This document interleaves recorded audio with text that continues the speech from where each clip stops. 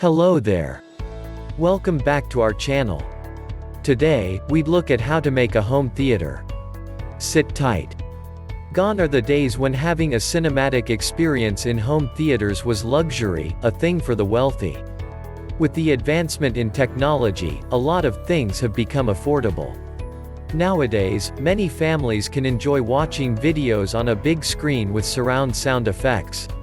However, a lot of people only set up their entertainment systems to bring the effects of the cinema to their homes. Not a lot goes the extra mile to get an actual theater in their homes. If you've been contemplating that, it's your lucky day. In this post, we're going to teach you how to make a home theater. This will be a miniature version of what you go out and pay to experience. We'll take you from the planning phase to sitting comfortably and watching a nice movie. If you're ready for the ride, let's get started. Plan for the home theater. If you fail to plan, you've planned to fail. This statement is quite appropriate in this case. Before you start buying anything or pulling out the tools, you need to get some things right. The planning process will guide you through the entire journey of creating your very own home movie theater. There are certain things you need to consider and decide on to know if it is a good idea in the first place and how well it will work. Location. Unless you plan for a home theater while building your home, you have to figure out where to use. Since it will be accommodating your family and maybe a few friends, you don't need a huge place. Some 20 by 15 feet of space should be enough for a movie theater in a home. Your basement, an enclosed part of your living room, or a spare bedroom are ideal spaces for home theaters. The following are some characteristics ideal to a home theater. It is large enough for the ideal seating arrangement and appropriate distance to the screen. 2 doors to the room is safer, but 1 is the best. It is easy to isolate external light and sound. If you're remodeling, you can do that with soundproofing. A high ceiling to mount the projector so that the heat and noise won't disturb the viewers underneath. If you don't have this, a short throw projector is ideal. Materials. Once you're done selecting a place to locate your new home theater, you need to create a list of the materials you'll need to build it. If you're going to carve out space from a bigger one, then you'll need materials you will use to build a frame. The wiring will have to be beneath the wall, so you'll have to decide which direction the home theater will face. That way, you can plan what direction the wiring will go. The sitting position will be such that everyone has a clear unobstructed view of the screen. A stadium seating arrangement is often best as those in front won't block the viewers at the back. Make sure the chairs are comfy too. Some sofas can recline and have cup holders. These are a great choice to fully create the cinema feel. As for the seating arrangement, you can install a platform that will raise the seats at the back. Media. This is where you consider the media elements to put in place. Since it's a home theater and not just a setup for daily viewing, if you ask us, we'll say using a projector is better than getting a TV. Optima HD 143X affordable high-performance 1080p home theater projector, 3000 lumens, 3D support, long 12,000 lamp life, for indoor and outdoor movies, built-in speaker. To get this, click here. You'll need a big screen, and a projector is more flexible in that area. You can change the screen dimension according to your needs. You can find out all you need to know to choose the best projector for your home theater. We also suggest you consider multiple sources of video input such as a streaming device, a Blu-ray player, gaming console, etc. As for audio, you need dedicated home theater speakers.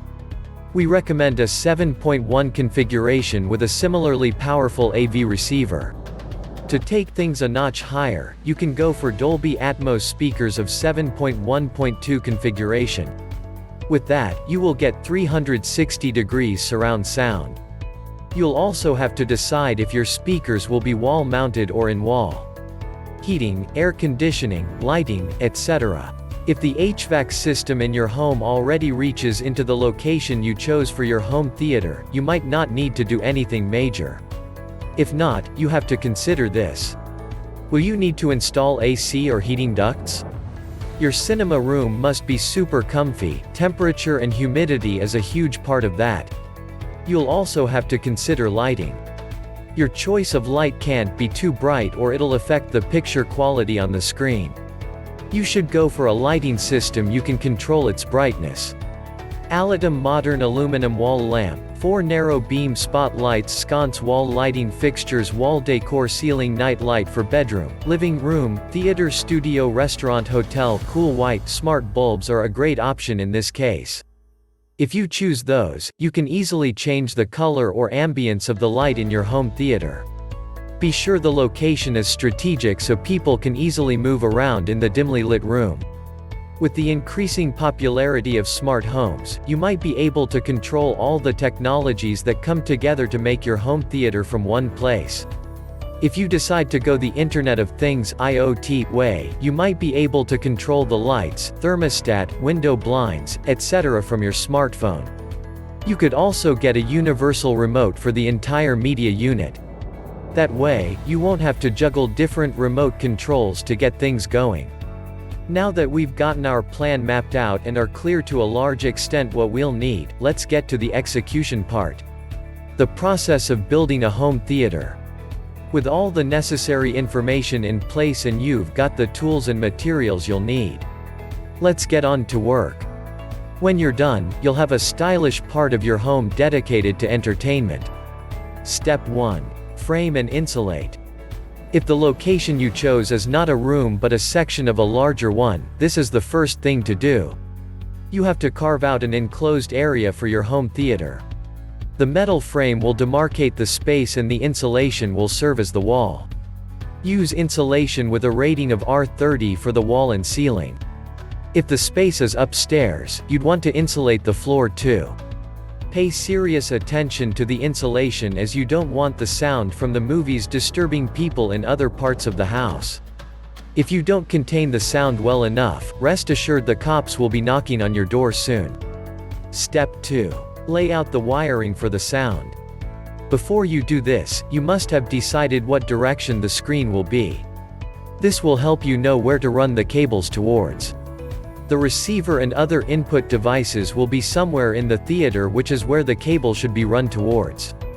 And soft touch cable to get this, click here. As we mentioned earlier, a 7.1 surround system is what you need for this kind of setup. So, mark the position for each of the speakers. The central speaker will be above or below the screen. The front speakers will be on either side of the screen at ear height. The side surround will be on the left and right wall of the theater about 2 feet above the viewer. As for the rear surround, they'll be on the back wall in a similar position as the front speakers. The subwoofer can be on the floor below the screen too.